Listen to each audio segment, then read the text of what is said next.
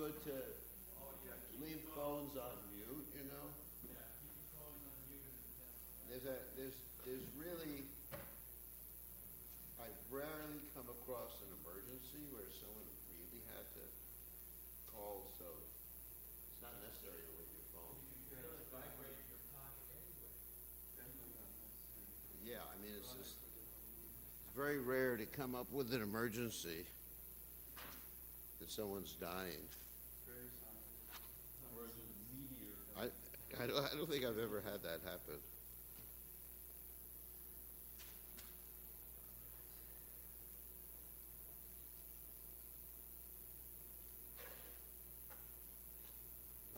Okay. What?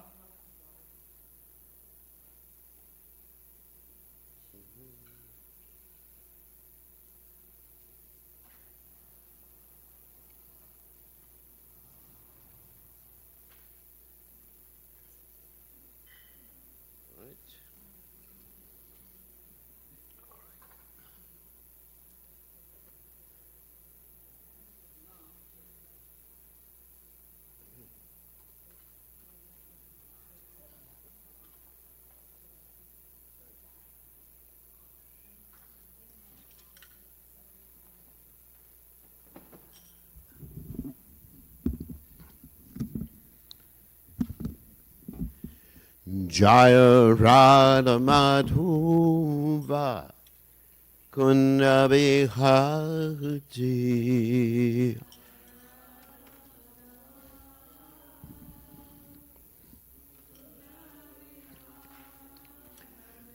Jaya Radha Madhuva Kunda Bihati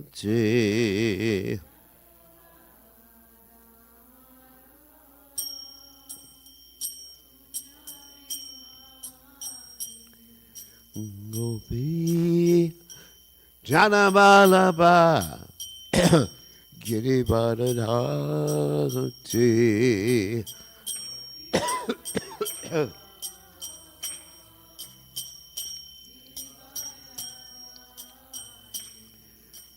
Gopi Janabalaba Giribadadati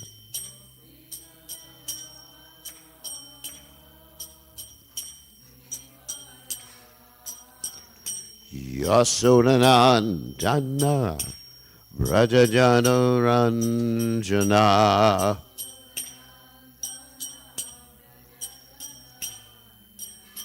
Yasodanandana Brajajana Ranjana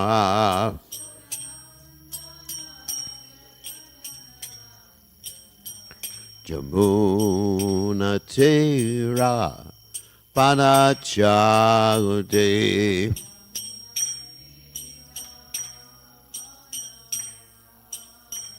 Yamuna Tera Panachaude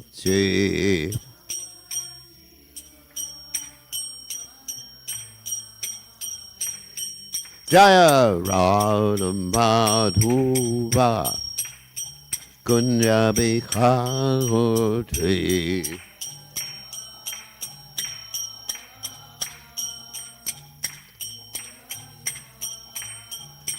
Jaya Radha Madhuva Kunya Bihati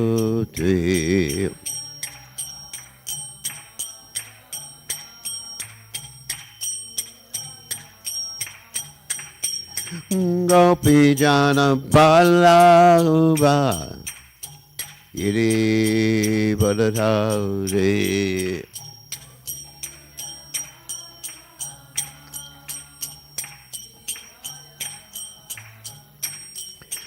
Gopi Jana Balava Iri Badadari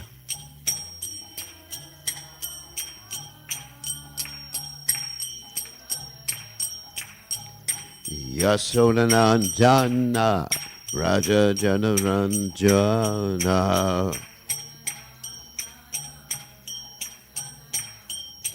Yasodhanandana Vrajajana Ranjana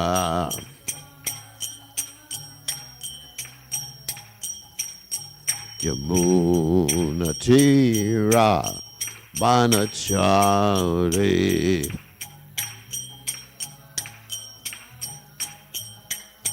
Yamuna Tira Banachari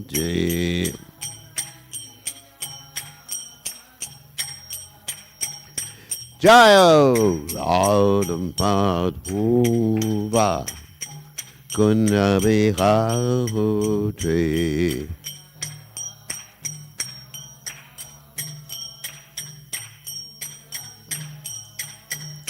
Joy Radho Madhuva Kunabihahutri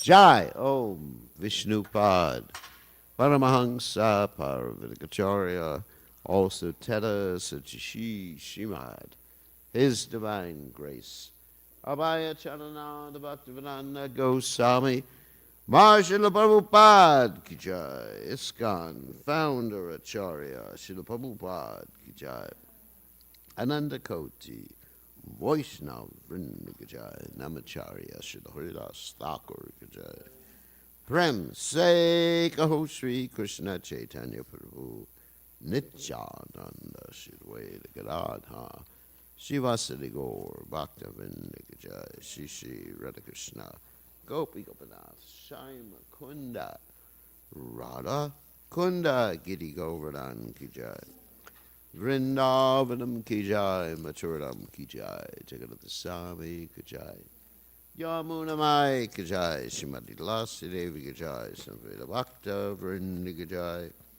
Gaur Premananda Hari Hari Om. All glories to the assembled devotees. All glories the assembled devotees. All glories the assembled devotees.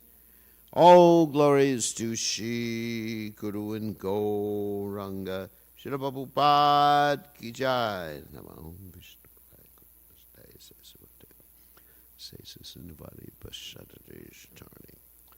So, we are reading from Srimad Bhagavatam, 10th Canto, 69th chapter, text 36. Om Namo Bhagavate Vasudevaya.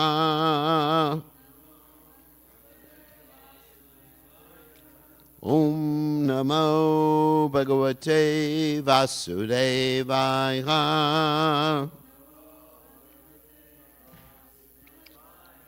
Om Namo Bhagavate Vasudevaya. Avyakta Lingam Aprakritishu Anta Pura Grahadishu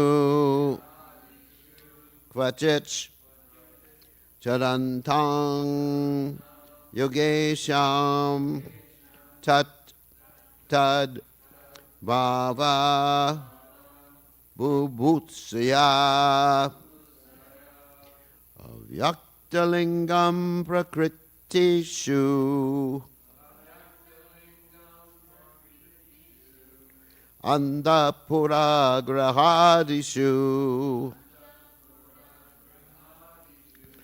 Vajitcharantam Yogesham Tatad Bhava Bubutsya Avyaktalingam Prakritishu Antapura Grahadishu Vajitcharantam Yogesham Tatad Bhava Bubutsya Avyaktalingam prakritishu antapuragrahadishu kvavjitchanantam yogesham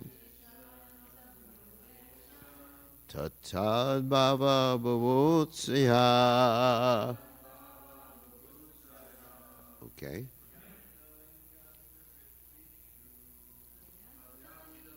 Prakritishu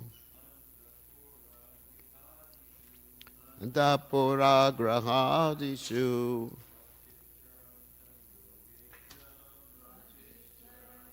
yogesham bhava bhavutsya.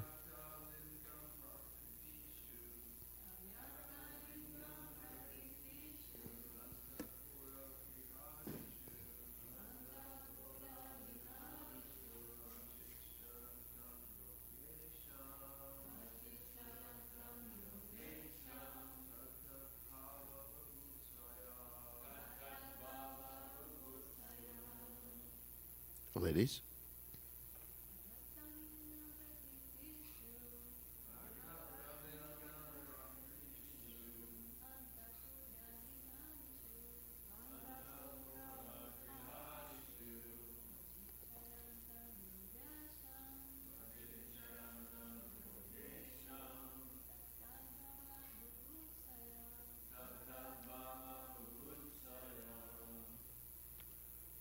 All right. Avyakta, hidden. Lingam, his identity. Prakritishu, among his ministers. Andapura, of the royal precincts. Graha adishu, among the residences, etc. Kvachit, somewhere. Charantam, moving about. Yoga Isham, the Lord of mystic power. Tatat, of each of them. Bhava, the mentalities. Bhuvutsya, with a desire to know. So, translation.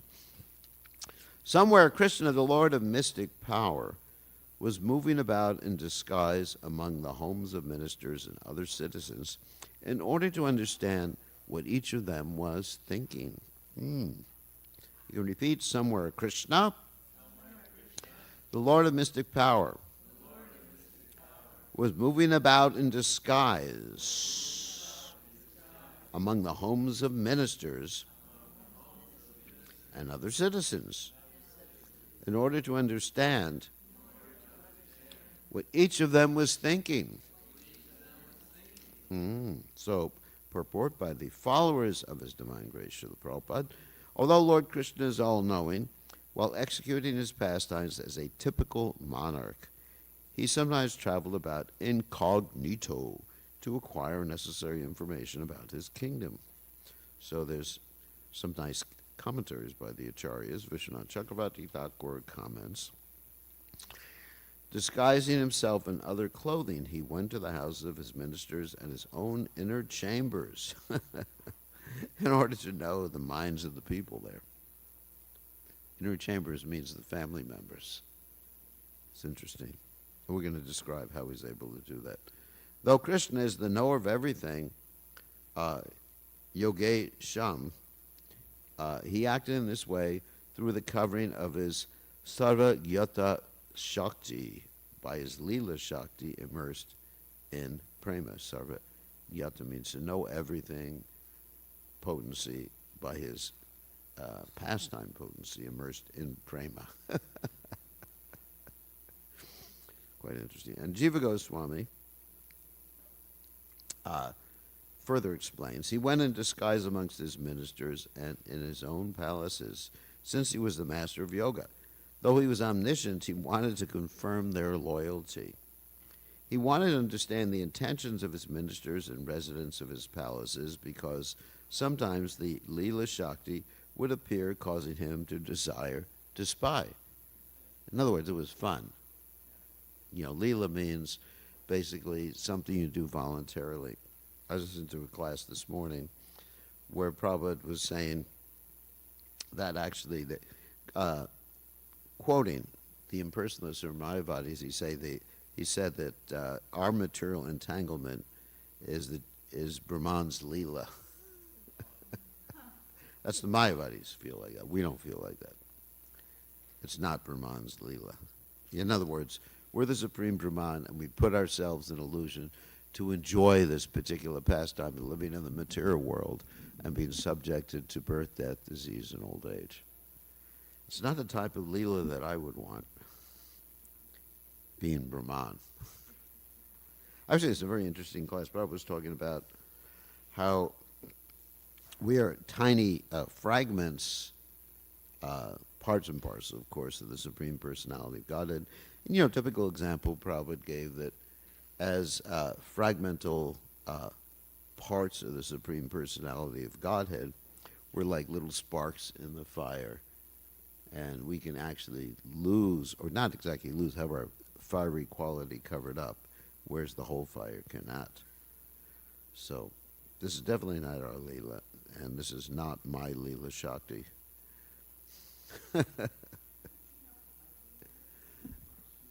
If I speak closer to the mic, that's what a lot of people do in class. It's very bassy, and it's harder to understand. A lot of people do that. Okay. See, it's real low. The mic is real low. Turn it up a little bit. Because if I go this class, a lot of people do that in class, and I have a hard time understanding what they're saying. Anyway, so Leela Shakti would appear, causing him to desire to spy. That's good. And sometimes would disappear with a desire for pastimes. Narada also went and saw other things, but this is not stated because of fear of too many details, or Narada, completely bewildered, gave up looking further.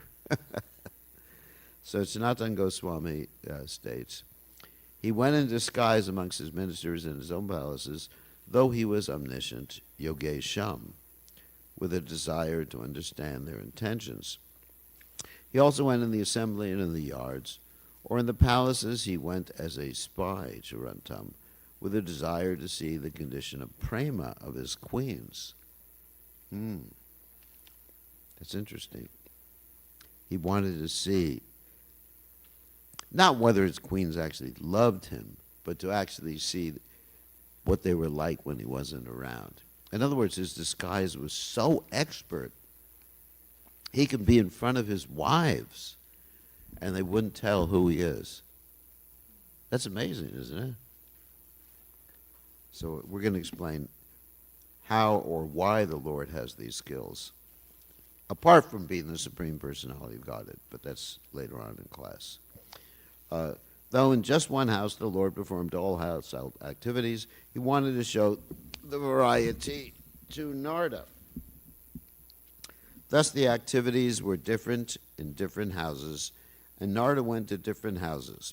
He wandered among the 16,108 palaces, or among all, Rukmini was senior, and Satyabhama was the dearest. Why? Because she's actually an expansion of Srimati Radharani. And she satisfies Krishna more. Even though Rukmini is the senior, Satyabhama satisfies Krishna more because her attitude is bomb, left-handed attitude. Whereas Rukmini, her attitude is complete submission.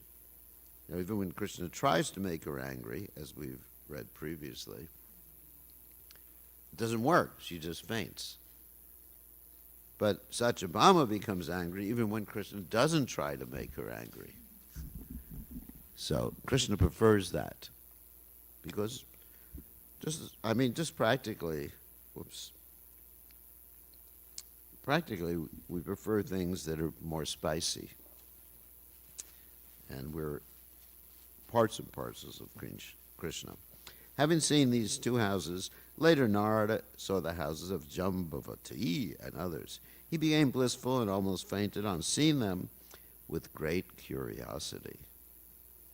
Okay, back to the verse. Avyaktalingham prakritishu antapura grahadashu kvachicharantang yogesham tatad bhava bubutsya. So Omagana Timidandasha Gananjana Shlakaya Chakshur Onmeditam Yena Tasmai Shigurve Namaha. So this skill of disguising oneself was actually taught to the Kshatriyas in Gurukula. It's interesting. I was just reading, actually, let me pull this out. This is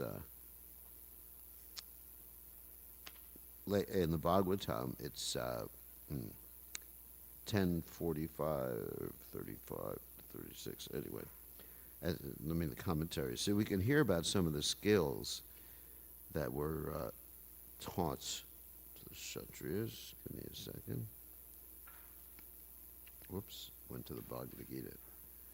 It's a wrong book. All right, 10:36. Let's go there.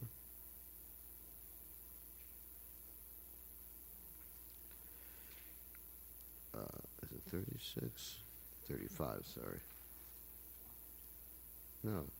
Anyway, was it 10:45? Sorry. Got it wrong. 10:45, 35, 36. Okay. So it's very interesting. This described all the different arts the Kshatriyas learned.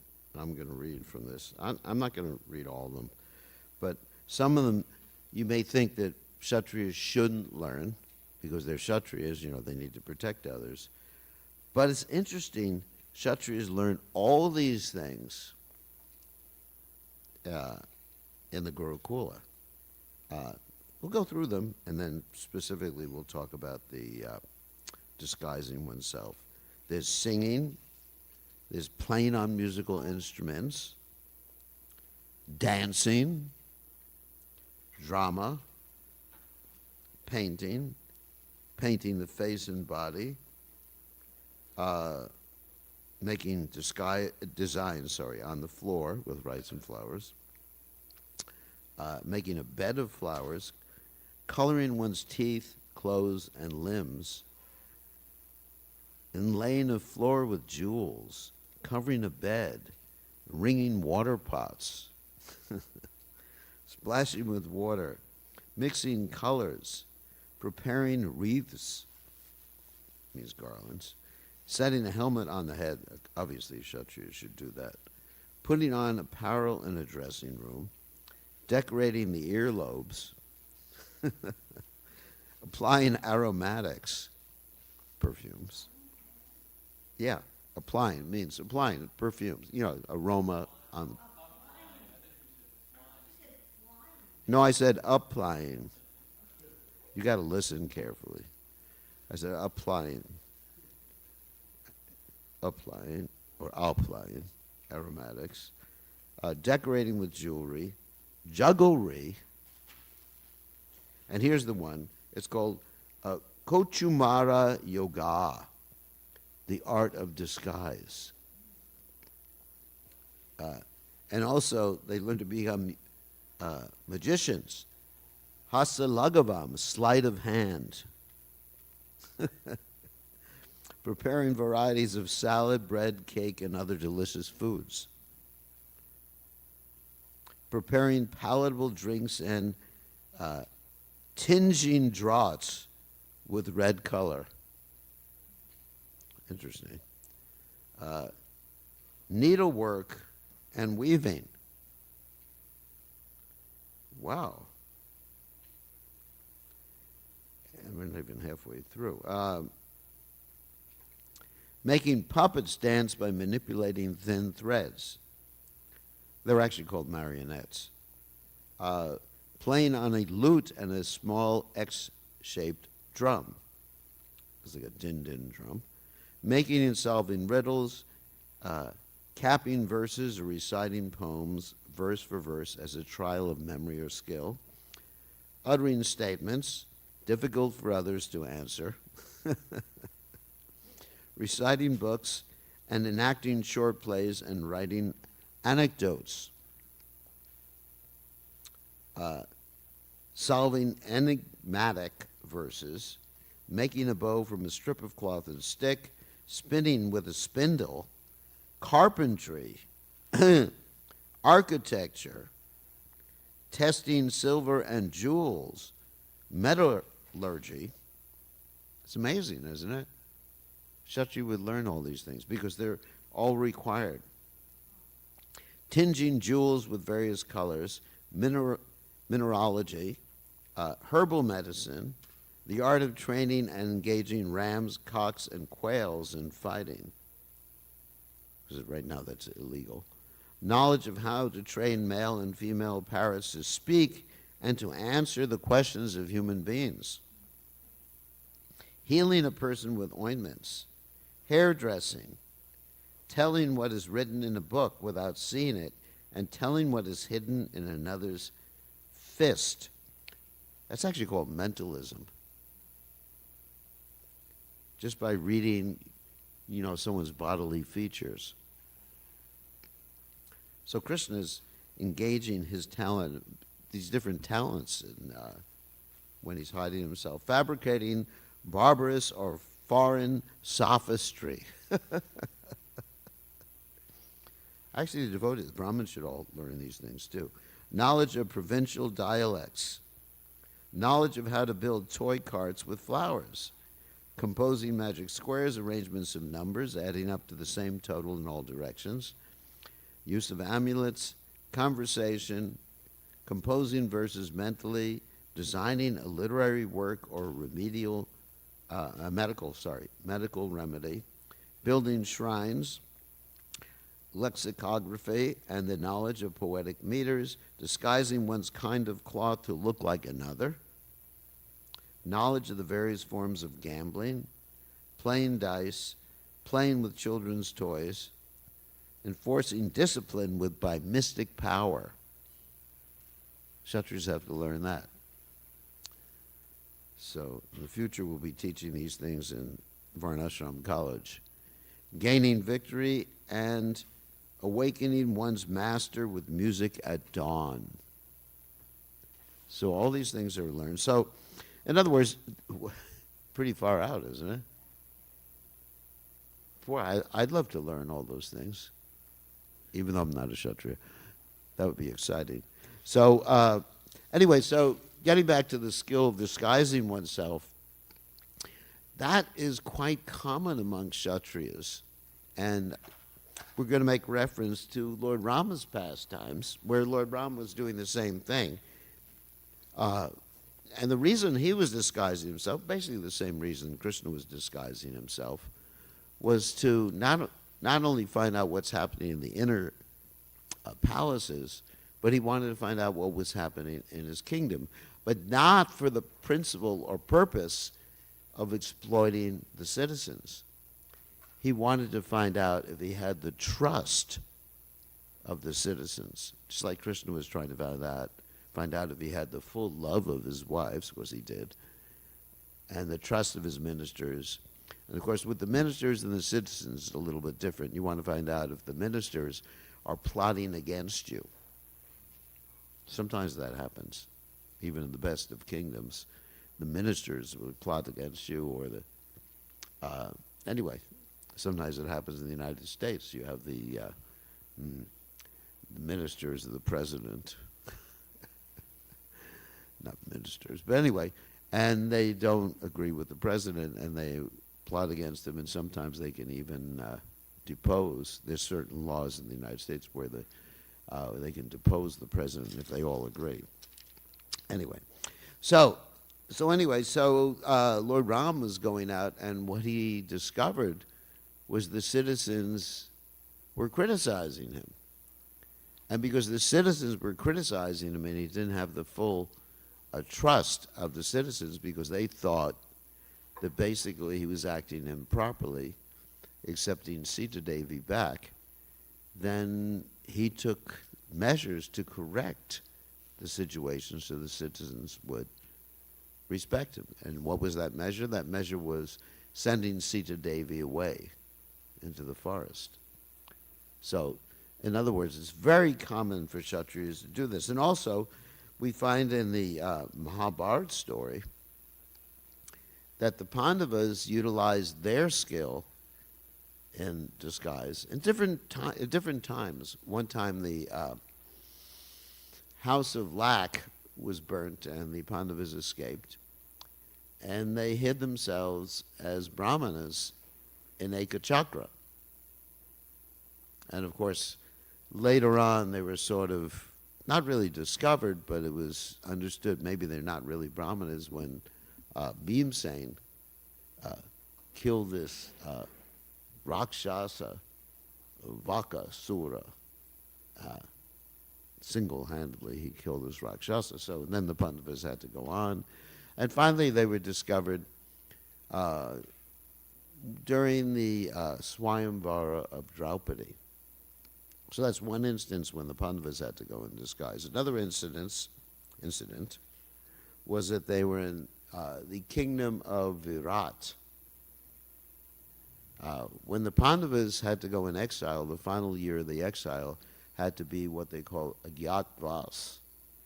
That means hidden exile, or hidden going to the forest.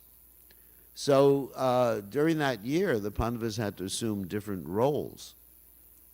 Like Arjuna, he had to become a eunuch. Of course, that was helped. His becoming a eunuch was helped by Urvasi's curse.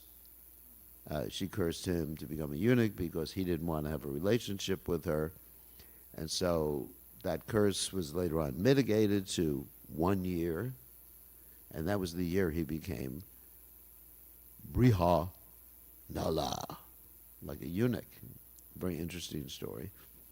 And of course, you had the Kulin side, they, taking care of the cows and the horses. You had Bhimsen doing his favorite activity, which is cooking, which meant he got a lot to eat too. And then you had Yudhisthira becoming the minister, Kanka, to the king of Virat.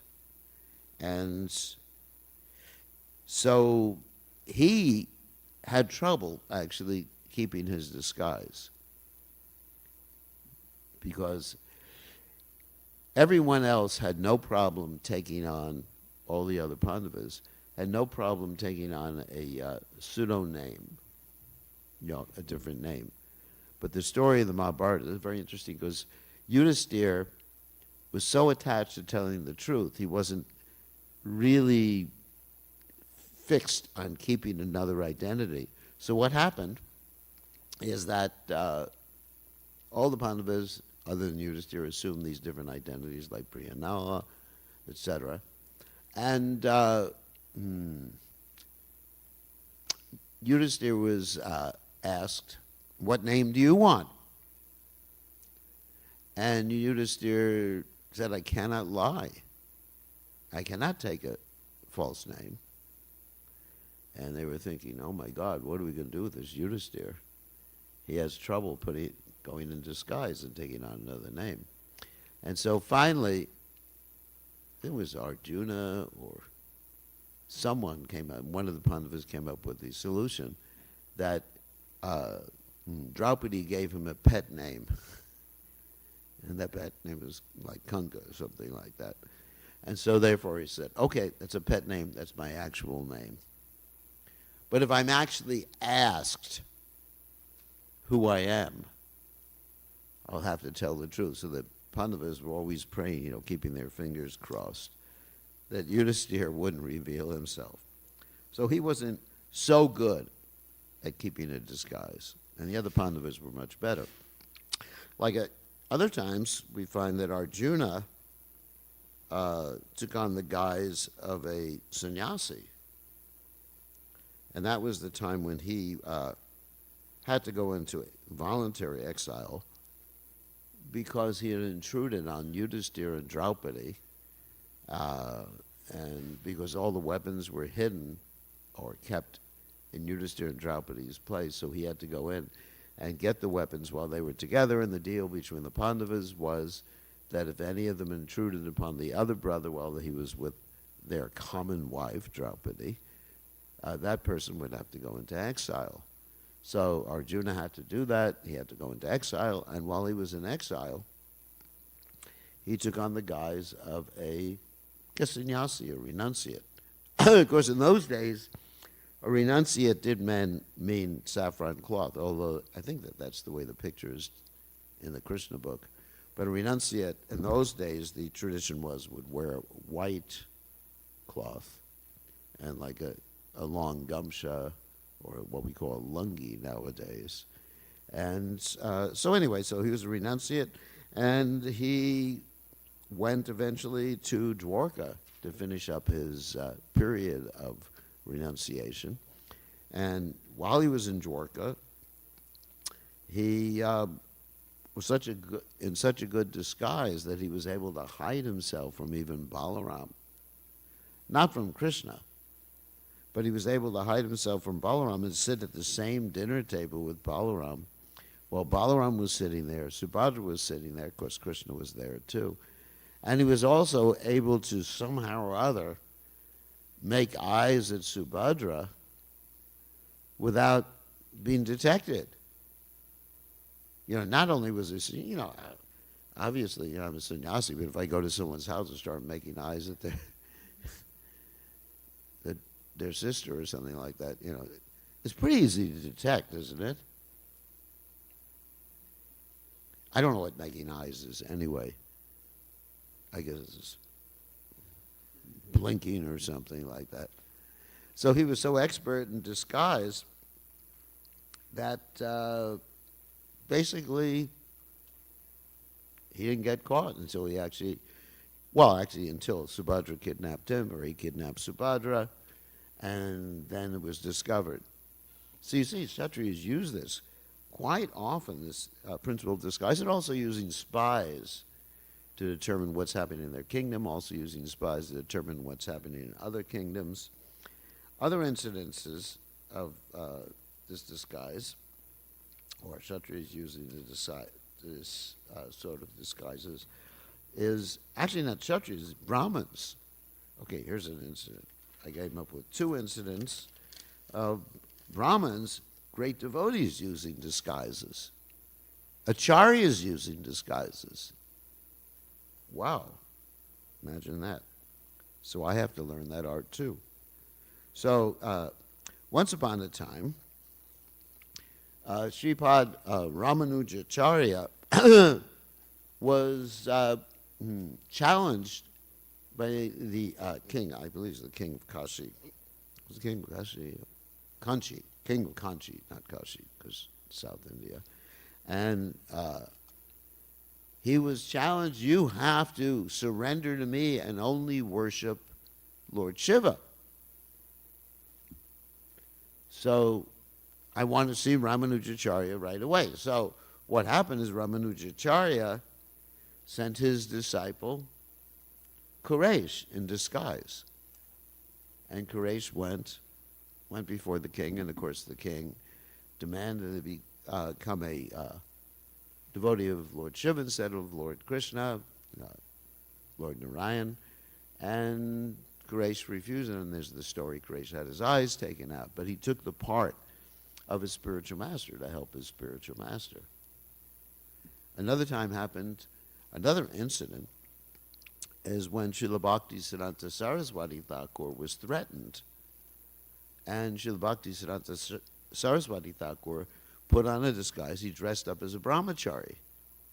And his disciple, I believe it was Keshava Maharaj, if I remember correctly, Keshava Maharaj put on his costume, his clothes, and he went in disguise. And fortunately, Keshava Maharaj didn't get attacked. So this whole principle of putting on disguises, and in the modern day and age, there was a whole controversy when devotees were putting on quote, what, karmi clothes. Actually, there's no such thing as karmi clothes. It's like clothes have some, like, karma built into it. Karmi food, karmi clothes, karmi music.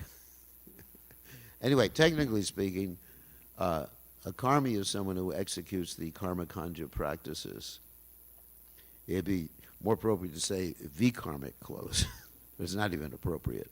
So anyway, devotees are putting on Western clothes, and some people, some fanatics, so to speak, went to Prabhupada and just complained, they're becoming hippies again. Because Prabhupada was concerned about devotees regressing to their past statuses. And even when Prabhupada saw devotees growing hair too long, not the women, of course, the men growing hair too long, Prabhupada would call it what? Hippie seeds. That's interesting, isn't it? I can't do that nowadays. Someone comes to me with hair, a devotee comes to me with hair, I guess, says, well, you got those hippie seeds. I used to do that. People got really upset.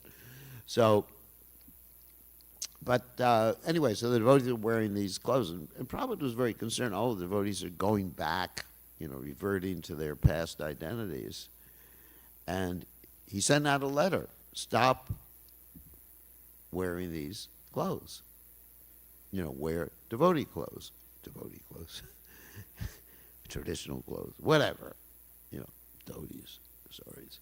And what happened is, then I believe it was Ramaswar went to Prabhupada and explained to Prabhupada that unless the devotees went out like that in Western clothes, then the book distribution would drop dramatically. And Prabhupada changed his opinion. And so Prabhupada sometimes would quote that devotees would go out in disguise. It's not that we're actually, we actually wore a wig. I never wore a wig. But anyway, so devotees, Prabhupada actually mentioned devotees go out in disguise. He used that word. Yeah, to propagate Krishna consciousness. And sometimes even on Sankirtan, when the devotees were dressed in Western clothes and we were discovered dressing in Western clothes, we were devotees, discovered that we were devotees, they said, why are you not being honest in dressing in devotee clothes? But actually, there's no such thing as devotee clothes or non-devotee clothes or whatever. This is traditional, just the last few hundred years, as pointed out by my godbrother Vridananda Maharaj in a very nice class. Anyway, so, but devotees, and then Prabhupada had Tamal Krishna Maharaj going to China in disguise. He was going to go as a representative, I think, of Seagram's, right? Seagram's. You know what Seagram's is? Seagram's is a liquor company, because I guess Drishtadunya, who used to be a sannyasi, Drishtadyunya's father was involved with Seagram's. So he was going to go as a representative of, did you know this? Yeah, to go as a representative of a liquor company in order to preach Krishna consciousness. So devotees can go in disguise to preach Krishna consciousness, and devotees should learn the art of disguise. And of course, it's not really disguising to wear Western clothes. It's just like, it doesn't hide the fact we're devotees. Devotees should always have, like Prabhupada said, a flag. Flag? A flag. My flag is kind of small. So flag, and we should wear neck beads. And, sometimes devotees, in order to go to disguise, can let their neck beads down. I remember one time I had to go to a country where it was illegal to be a devotee. So I took my neck beads and kept them on, and they were hanging down. Why neck beads? Are neck beads just like some ritual thing? Not really. I mean, it's Tulsi Devi, and keeping Tulsi Devi on your body is more than a ritual. It's actually, a spiritual practice or principle. Very important. So you keep. So anyway, so they would wear Tulsi Devi. I wore Tulsi Devi with a longer strand and put a hat. I didn't wear a wig. And I went to immigration, and the immigration said, are you a Hare Krishna devotee? And couldn't lie, like Yudhisthira. I said, Hare Krishna, what's that? So that's lying without lying. So we used disguise, actually, in entering this country, and we preached a lot in this particular country. And anyway, that's an art devotees should learn. Because in preaching Krishna consciousness, in Russia, what to speak of Russia, my dear godbrother Bhakti Tirtha Maharaj had to put on all sorts of disguises. And that was hard, because his body was a different color than everybody else's body. And in Russia, not many black people are in Russia, right? And he was so expert in evading the KGB at that time, jumping from one train to another in the middle of the night. So these are arts that should be taught to the devotees in Varnashram College. So, we used to. It was something. In Los Angeles, we used to have like 80 to 100 Santa Clauses going out in the morning. I remember people would drive by on Venice Boulevard, because we'd all sit down. This is funny. We'd all sit down taking prasadam together in the morning in the temple room. You weren't in Los Angeles. But it would, all the Santa Claus with their beards off, with our costumes on. We'd sit down, and there'd be like 100 of us sitting there. And then after prasadam, we all got out of the temple room. That's where we took prasadam, the temple room. That was the only room you could all fit everybody. So there were 100 Santa Clauses, on the curb and, on the lawn there. People would drive by and do a double take. So anyway, so we're not averse to using disguises to preach Krishna consciousness. So, okay, on that happy note, I'm actually in disguise as a devotee. Oh, yeah. When they...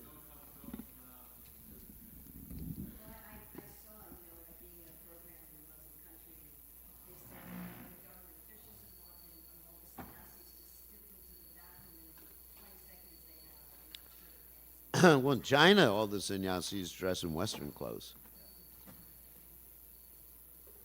Okay, that happened.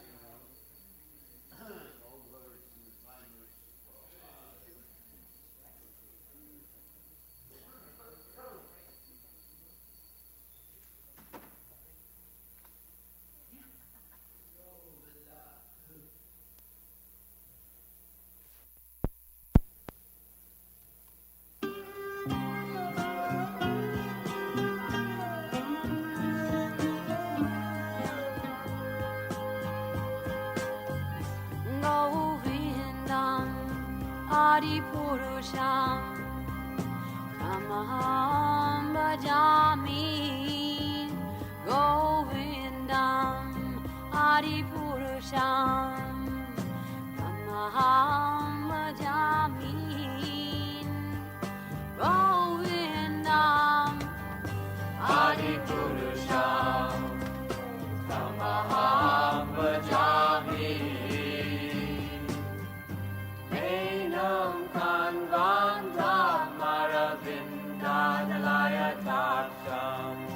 Barhavatam Samasitam Buddha Sundaram Kandar Bhagom Vidamaniya Vishesha Shobha Govindam Adi Purusham Tamaham Bhajami Govindam Adi Purusham Tamaham Bhajami Govindam Adi Purusham Tamaham Bhajami Angani Yasa Sakale Priya Priti Manti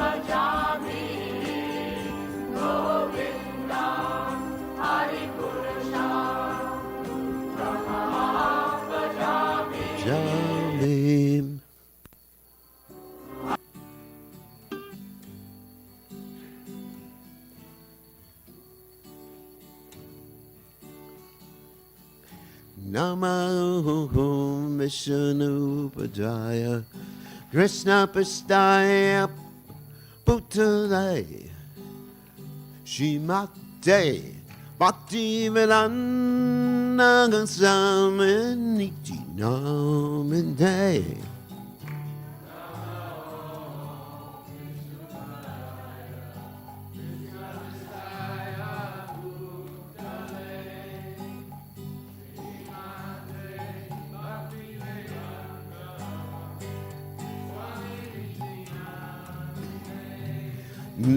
Namaste, Saraswati Devi, Gauravani Bhaja, Nege Nivesesha, Shunyavade Vatsachagade Zacharane.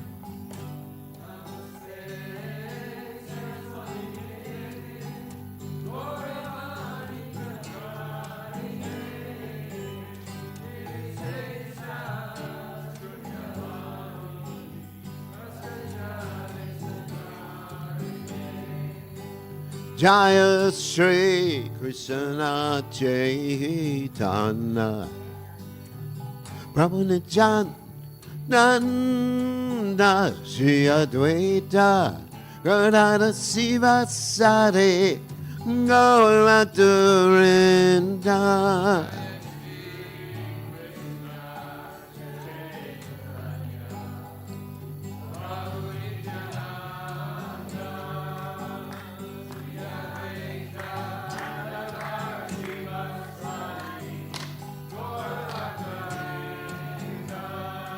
Shri Krishna Chaitanya Prabhu Nityananda Shri Advaita Gadada Siva Sari Gaura Durinda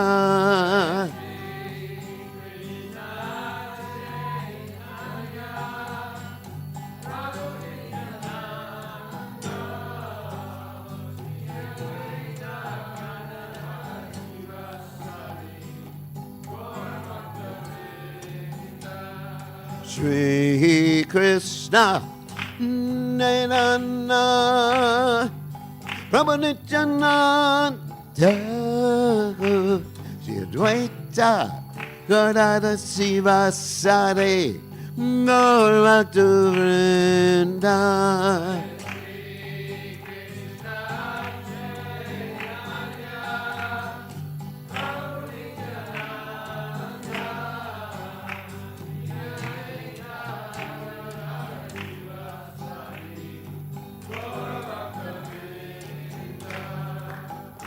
Hare Krishna, Hare Krishna, Krishna Krishna, Hare Hare, Hare Rama, Hare Rama, Rama Rama, Hare Hare.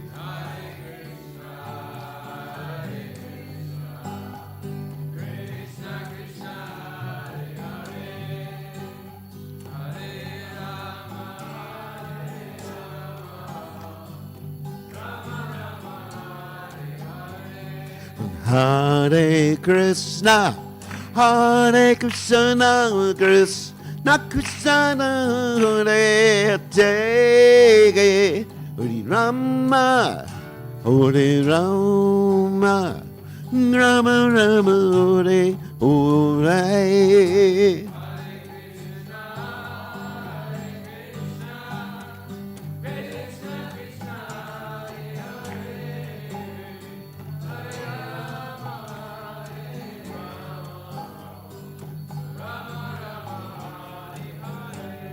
Hare Krishna, Hare Krishna, Krishna Krishna, Hare Hare, Hare Rama, Hare Rama, Rama Rama, Hare Hare.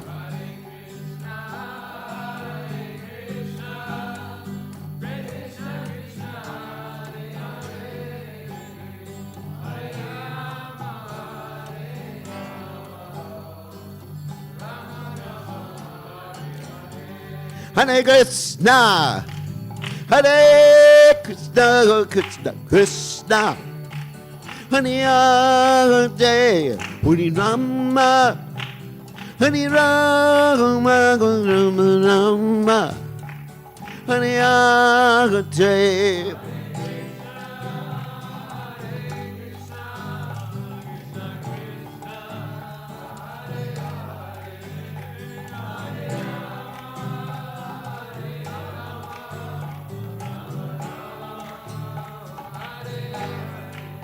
Hare Krishna, Hare Krishna, Krishna Krishna, Hare Jai, Hare Rama, Hare Rama, Rama Rama, Hare Jai.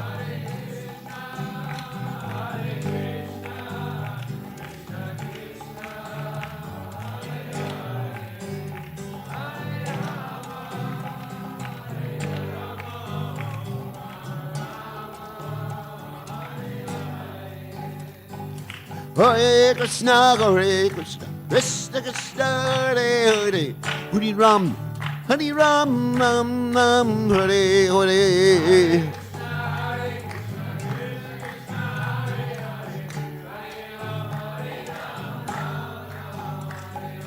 Hare Krishna, Krishna Krishna, Hare Hare, Hare Ram, Ram Ram, Hare Hare.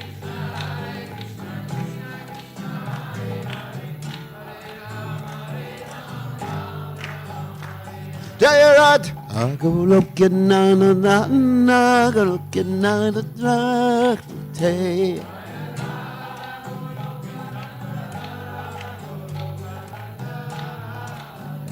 Jayarat, Goloka na na na, Goloka na na na, hey.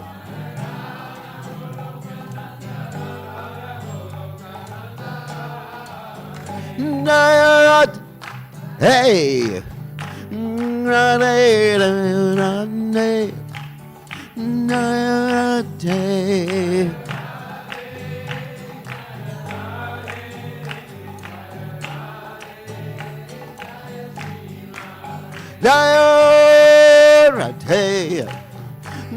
Rade, Rade, Rade, Rade.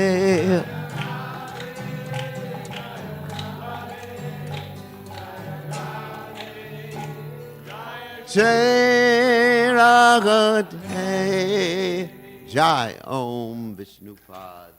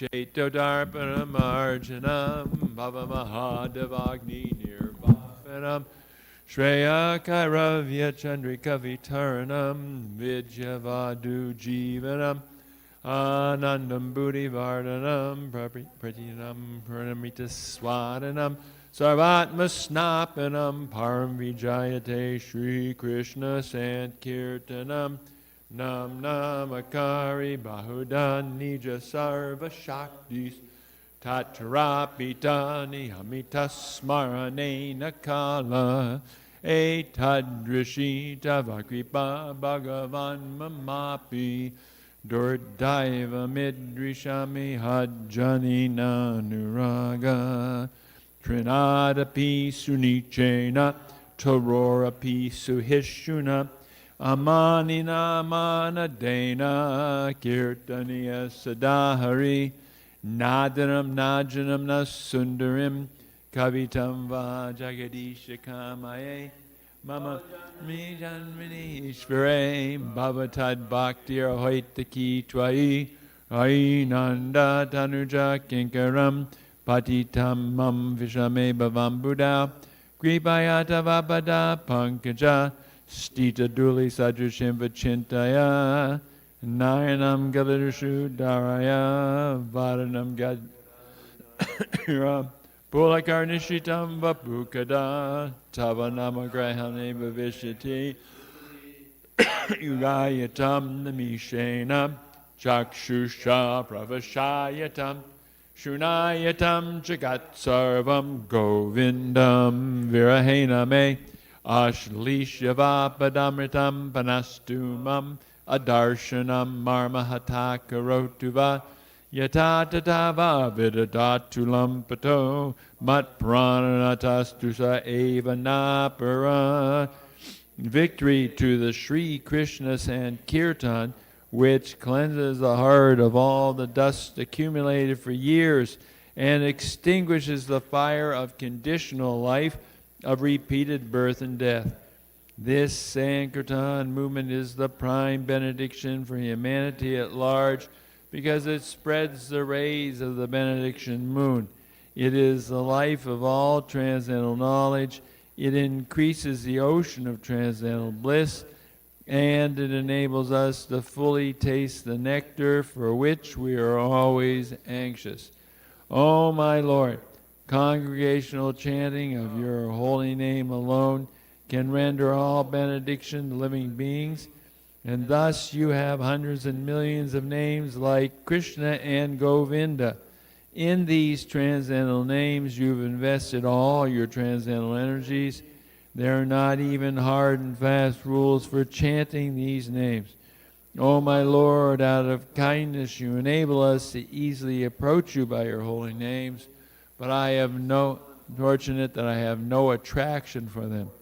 One should chant the holy name of the Lord in a humble state of mind, thinking oneself lower than the straw in the street. One should be more tolerant than a tree and devoid of all sense of false prestige, and should be ready to offer all respect to others. In such a state of mind, one can chant the holy name of the Lord constantly. O Almighty Lord,